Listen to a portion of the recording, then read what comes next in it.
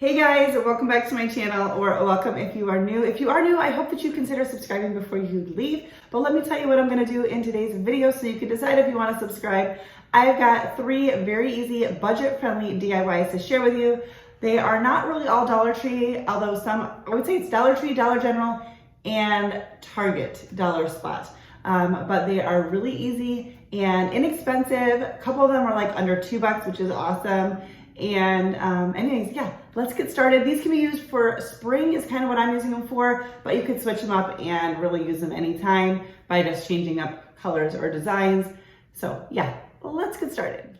For this first one, I have this little bird figurine. This is from the Dollar General, so it was only $1. You can pick up any little figurine at a thrift store or Dollar Tree, anywhere that you like, and we're just gonna paint it. So I've got some Waverly chalk paint in the color white, and I'm going to paint all of this in about 1.5 coats. It almost covered it in one, but I was really trying to make sure it wasn't like drippy or goopy at all because I wanted to make sure I didn't like take away any of like the ridges and the texture. I loved this one because it has so much texture on it. And then I let it dry so that I could do the bottom, and I wanted to get the whole thing. And then once it is dry, I'm taking some Waverly wax.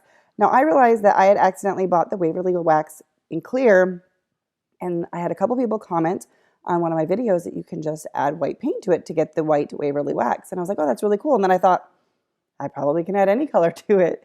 So I use a lot of the celery color in my everyday decor, which is usually also my spring and summer decor because everything else is pretty more heavily themed.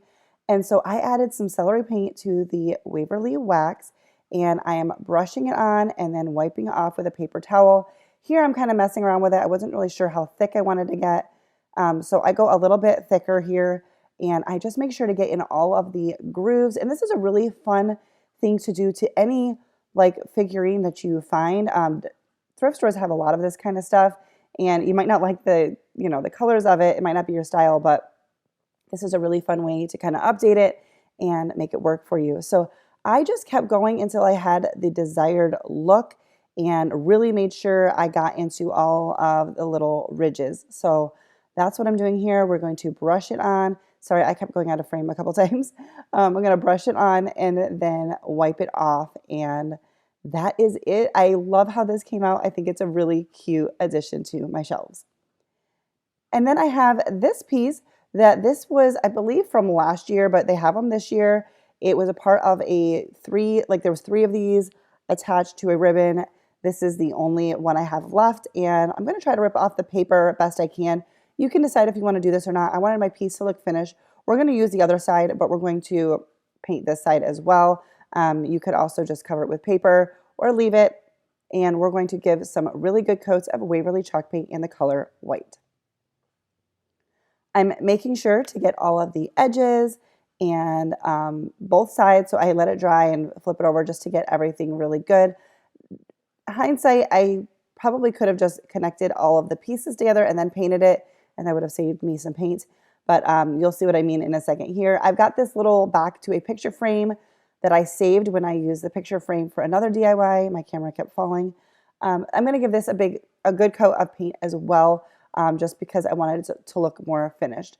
So this is where I'm saying I could have just connected it first and then painted it because I didn't need to paint the whole back of the sign. Anyways, I'm using this Gorilla Wood glue. I'm going to put a good amount on. I probably put a little too much because I had to keep cleaning up where it was oozing.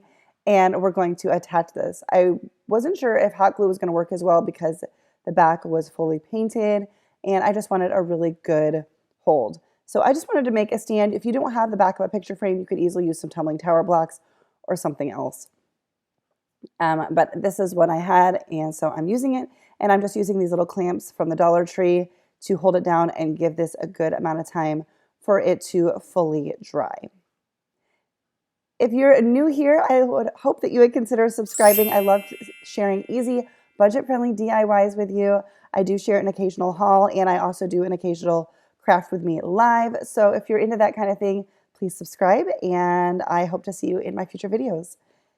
Also, if you're new, please make sure you comment down below and let me know that you have subscribed. So now I'm taking these wall stickers. They're from the Dollar Tree. They carry them in different designs at different times. Dollar General also has a really good selection as well. And I'm just making a really simple spring decor. I wanted something without words on it. So I'm just taking some of these butterflies, but we're going to switch it up a little bit. This seemed a little bit too, I don't know, boring to me. So we're going to go along the edges with some antique wax, and I didn't have too much on my brush, but I also didn't go too light. I really wanted to define these edges. I love the texture of these edges, the design of these edges, and I wanted it to make it stand out. And then I'm also going to go across the whole thing with some antique wax, you can see, and then wiping that off as well. So just not wanting to go too heavy, but really wanted to age this a little bit and give it some texture. And as you can see here, I also went in with some more of that celery because that is in a lot of my decor. Very, very much a dry brush.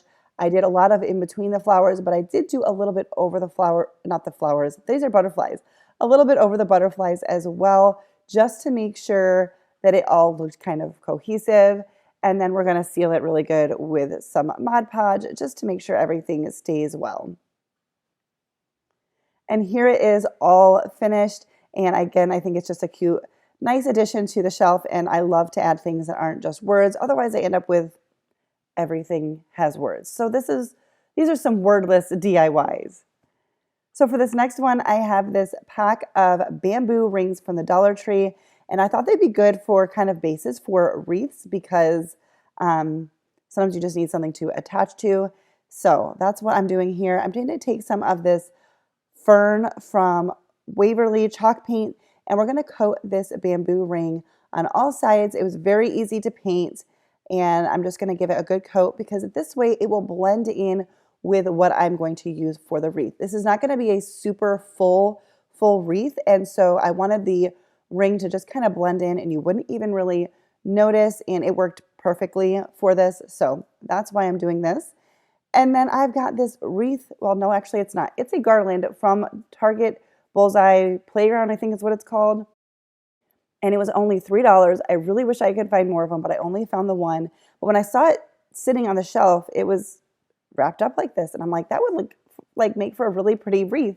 I didn't necessarily need something super full. I think it's kind of light and airy. And so I'm just going to work this around our bamboo ring as best I can. I didn't wrap it around a ton. I did wrap it around in a couple spots. I cut open, there was like these loops on either end, probably to hang it. I cut that open and wrapped that around. And then I'm going to go in with this green floral wire and just put that in a few different places where I thought it would be good to help secure it down a little bit more. If you like this video, please give it a thumbs up. It's a very easy way to help me out, to support my channel. It lets me know you like what I'm putting out, and it also lets YouTube know that you are liking my content and makes them more likely to share my videos with new viewers. So that helps me out a ton. So now I'm just taking some of this lace ribbon from the Dollar Tree. I love this stuff. I think it's really pretty. It's like delicate without being too delicate, so it still kind of is a little bit more farmhouse to me. And I am just going to tie that on the bottom, and we're going to tie a loop at the top. And this is how I hang it on my door. I've got this on a closet door. You can see I've got a little command hook on the back, and I just attach a loop to that, and it holds really well. And as long as the ribbon's not too thick, it will go over the door just fine. All right, that's it for today's video. If you liked it, don't forget to give it a thumbs up because that helps me out so much. Also, your comments, that helps me out. Make sure you're subscribed and that your notification bell is turned on because YouTube won't necessarily put my videos in your subscription. Yes, that happens even when you are subscribed and sometimes even when you have your notification bell turned on. YouTube has done that to me before for people that I'm subscribed to. Anyway, so make sure all that stuff is done and I will see you in my next video. Bye guys.